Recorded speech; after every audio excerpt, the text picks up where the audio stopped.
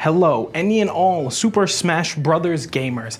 I'm Jeff with Pushblock Gaming, and I'm here with your semi-annual reminder that, yes, there is more than one person behind this channel. So, in light of recently losing a hard drive with all of my works of progress on it, I put a poll up on Twitter and on YouTube to see, hey, what do the people want me to do next? And to nobody's surprise, the answer that had Smash in it won. So today, I present to y'all part one of what is going to be a too damn many part series on how to stream Super Smash Bros. Ultimate for the Nintendo Switch hybrid portable home game console. But Jeff, You may ask. why should we listen to you to teach us anything? You only upload like twice a year. Well, first of all, good on you for knowing that Wood and I are not actually the same person. Secondly, listen here, you little shit. I'm a big adult with big adult responsibilities. Thirdly, I got years of experience, all right? Remember those player videos that y'all love so much at Frostbite 2019? Oh God, that probably sounded awful. I did those. I shot those. I edited those. I sent them over to the stream setup to go to air. So yes, I've done a thing or two. On top of that, I've been streaming for 7 years now in some way or another, since 2013. I've been streaming Smash specifically since 2015, and I've been doing tournament production in some way or another since 2016. I've been broadcast staff at a few little series you might have heard of, such as The Big House, Smash and Splash, Full Bloom, and Frostbite, as we already mentioned. On top of that, I work full-time in television. I've helped more Smashers than I can count get their personal streams started, and I even built Zero's streaming rig. Yes, the Zero, Tempo Zero, 56 tournaments in a row Zero, I've been in his house. And if that's not good enough for you, that's fine. Go watch some dude typing in a text box in broken English, telling you how to do what I'm going to tell you with real human words and expressions. Introductions aside, let's set some shit straight now. If you're planning on streaming purely for money, stop. Unless you've already got like 1 million followers on Twitter, or are like Zero's little brother, or have done something else notable like, I don't know, won the last chance qualifier for Alpha Rats Casual Invitational at Frostbite 2020. So unless you meet one of those factors, there is a near zero chance you're gonna make money anytime soon. So don't. On top of that, if you're streaming purely for money, your stream just won't be very good. I'm gonna be completely honest with you. Like, if you're sitting there forcing yourself to do it instead of just genuinely enjoying what you're doing, you're not gonna be funny. You're not going to have fun, and you're never going to make any money. So if that's your intention from the start, just don't. That's it, just don't. I don't know what else you want me to tell you there. So now that that's out of the way, the first place to start is your hardware. There's a bit of an expectation that you need some kind of $1,000 hot rod gaming rig to be able to stream. That's not entirely unfounded. This dates back to when streaming was kind of a new thing and most people were just streaming things like StarCraft or Warcraft. And to do that back in the day, you needed to have a top of the line rig to be able to both play the game and render your stream at the same time. But that was then, and this is now. In 2020, almost any PC you go to the store and buy, if you spend more than $150 on it, can probably run a stream. Probably, don't 100% quote me on that, but probably. On top of that, if you're streaming Smash, you're not gonna be running the game on your machine. Your PC should only be running your broadcasting software, have chat up, or any other little tools you like to use. But here's a good rule of thumb I'll give you, once again, don't quote me on this, is that if your PC has any AMD Ryzen series processor, or a Core i3 that's at least newer than 5 years old, you should be able to stream Smash.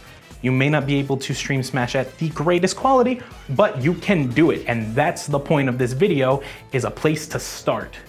If your PC meets that spec and has at least 4 gigs of RAM, then you should be able to stream.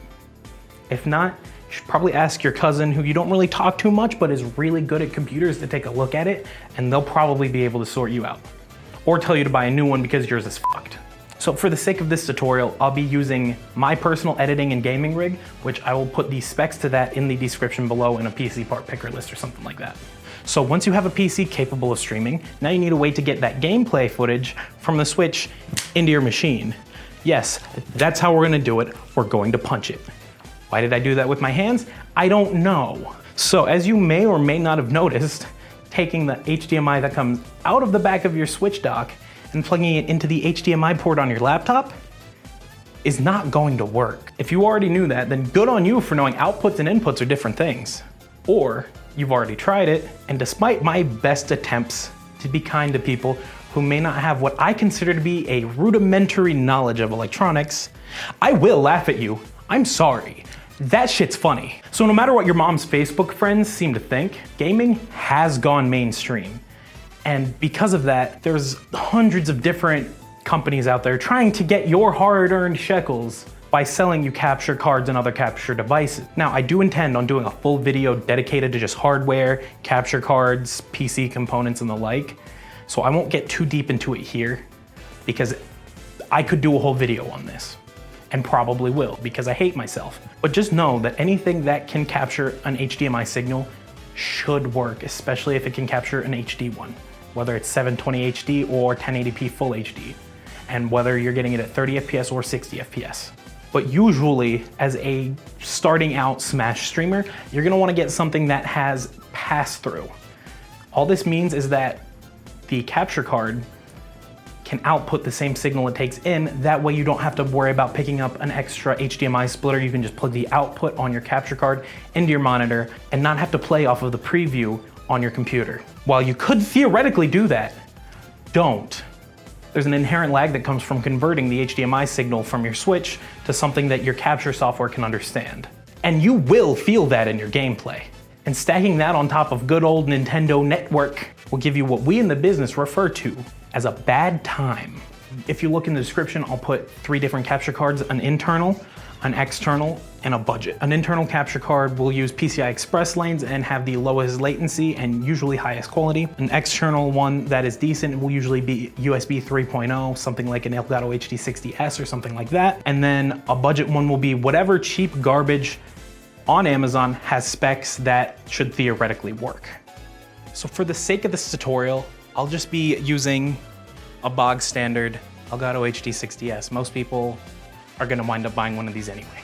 The prime difference between the 60 and the 60S is that the 60S uses USB 3.0. That has enough bandwidth that it can be rendered in near real time. So we'll go ahead, give it the old plug-a-roo on the Type-C into that cable. Windows already said there's a thing. I'm gonna go ahead and plug in the HDMI from my Switch. Now, usually you would plug an output here into your monitor. But since I'm not actually streaming right now, I'm just doing a tutorial and I'm using all of my monitors for said tutorial, I won't be doing that, but you'll just plug another HDMI in on this end and then plug that into your monitor.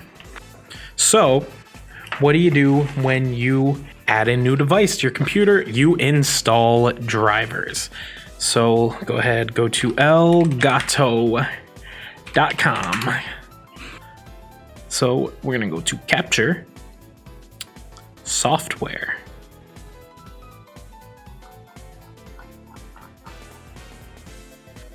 Download, game capture for Windows. This will also install any and all Elgato drivers. Now, I won't go through the trouble of installing it because it's already here. Why am I getting a phone call from Monroe, Louisiana while I'm trying to record a video? And now that you've got hardware, it's time for the software, baby. Ugh, no, I'm not saying that like that. Now that you've got all the hardware, it's time for the software. Computer bits, yeah.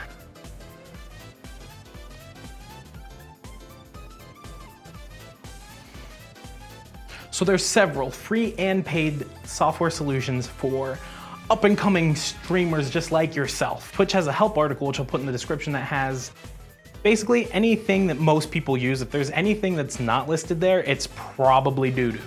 So I'll touch on all the ones that Twitch lists real quick before I ultimately teach you about one of them. and I'll do a deeper dive into software in, you guessed it, another video. Elgato Game Capture. It comes bundled if you buy an Elgato capture card. Don't use it. AverMedia Live Gamer Extreme comes bundled if you buy an AverMedia capture card. Don't use it. vMix is a professional grade live streaming software, can get really expensive. You'll never need it as a starting off streamer, and you'll get overwhelmed quickly if you try to use it. Don't use it. Lightstream and Twitch Studio. I've not touched either of these. I will definitely mess with them in time for the deep dive software video that I mentioned earlier. But in the meantime, I can't really give you any positive or negatives to using. So keep that in mind. If you want to know more about those, either go do research or wait for the software deep dive. So XSplit. XSplit was originally a single piece of software, and then it split like twins in the womb into what we now know as XSplit Broadcaster and XSplit Gamecaster. XSplit also has both a free and a paid subscription tier. I know plenty of people who swear by it. I've personally had issues with it in the past, and I'm not a fan, but that depends on your experience with it. OBS Studio is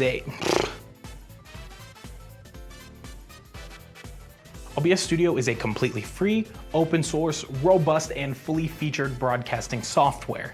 Not only that, but with support for plugins and dockable windows, its feature set is limited only by the imagination. And as far as I'm concerned, it is the gold standard for personal streaming. Lastly, we've got Streamlabs OBS, commonly shortened to Slobs. Now, Slobs is what I refer to as Babby's first OBS. It's got most, keyword being most, of OBS Studio's features, while also having easy access to Streamlabs' whole suite of tools and stream alerts and the like, as well as a fresh coat of Streamlabs green paint.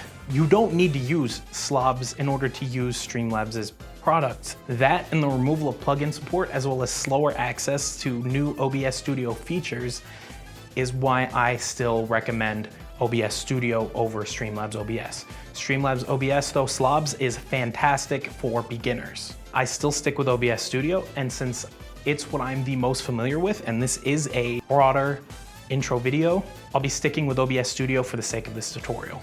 On top of that, most of the stuff we'll be doing in this tutorial transfers directly over to Streamlabs OBS without any changes whatsoever. You'll go to obsproject.com. Just click Windows.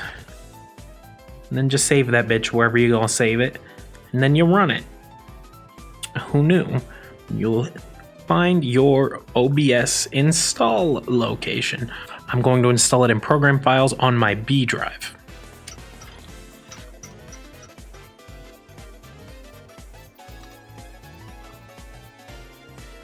And look at that. Launch OBS. Okay, so once you've launched OBS, the auto configuration wizard will pop up. You're going to want to optimize for streaming and let it do its thing. Basically, these default settings should work for you just fine, really, no matter what. Then you just hit next. Usually, you're going to connect your account. I'm going to go ahead and connect mine. You can follow me there, by the way. I don't know my own password. Yes, time to put in the code. Usually you're gonna wanna, unless you have a higher end machine, leave this checked and then just hit next. I said next. Okay, so a little bit of explanation. The reason it does this random noise like this is because it can put out a whole lot of video without having to actually do anything. I have a really good connection, so this is gonna just give me the meatiest settings. That's fine. That's what's right for me. It's not what's right necessarily for you. Like I said, meaty. And then apply those settings and look. Oh, hey, look, that's my chat. Oh, hey, look, that's my stream information. Let me just dock those where I like them because that's where I like them. Then add a source, video capture device,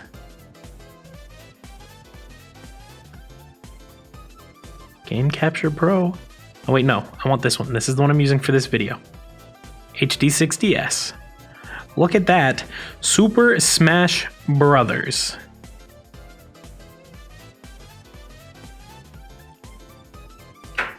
I'm getting audio levels I'm getting gameplay. I can hit buttons and things happen. Wowzers, it's amazing. It's almost like it's doing exactly what it was designed to do. Now, all I gotta do is go to settings, audio, mic. This is the one I actually use. This is the one you're hearing right now. Line 8. Apply. Wowzers. Desktop audio is muted because I'm monitoring my own voice right now so that I can hear what it sounds like for y'all. So if I turn this on, you'll get double me. You don't want that. You don't want it at all. And now the only thing left to do is update my shit dickory simulator.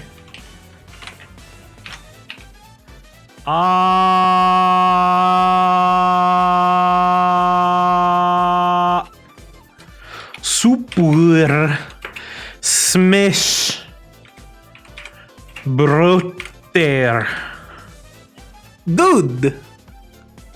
And at that, all I have left to do is click start streaming.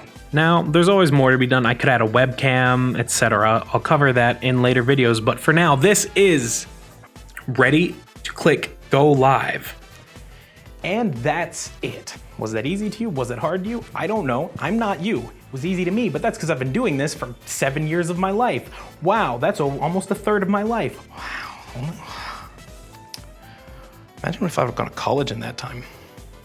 We all make mistakes, but you're ready to click start streaming and to start broadcasting your Super Smash Bros. Ultimate gameplay onto the World Wide Web. If you've got any further questions, don't be afraid to drop them in the comments. I'll answer all that I can, and if you don't find the answer in the comments section, it will probably be in a future video.